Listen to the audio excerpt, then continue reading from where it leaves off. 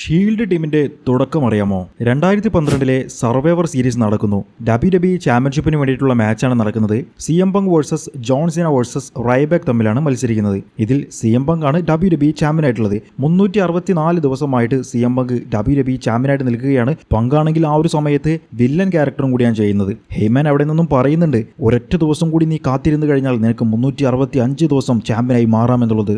ഇവർ തമ്മിലുള്ള മാച്ചിൽ ഏറ്റവും കൂടുതൽ പവർഫുൾ പെർഫോമൻസും വെച്ചിട്ടുണ്ടായിരുന്നത് റൈബാക്ക് തന്നെയായിരുന്നു. പക്ഷേ ആളുകൾക്കും ഫാൻസിനും ഏറ്റവും കൂടുതൽ ഇഷ്ടമായിട്ടുണ്ടായിരുന്നത് CM Punkനെയും. ആ ഒരു മാച്ചിന്റെ ഏറ്റവും അവസാനം ജോൺ സീന ഒരു STFU എന്ന് പറഞ്ഞിട്ടുള്ള അദ്ദേഹത്തിന്റെ സബ്മിഷൻ മൂവ് ചെയ്യുന്നു, വിജയിക്കാൻ വേണ്ടി നിൽക്കുന്നു. റൈബാക്ക് സീനയുടെ കാല് പിടിച്ച് പുറത്തേക്ക് വലിക്കുന്നു. റൈബാക്ക് CM Punkനെ തന്റെ ഫിനിഷർ ചെയ്യുന്നു, പിൻ ചെയ്തു നോക്കുന്നു. ജോൺ സീന അതിൽ നിന്നും ഇന്റർഫിയർ ചെയ്തു വരുന്നു.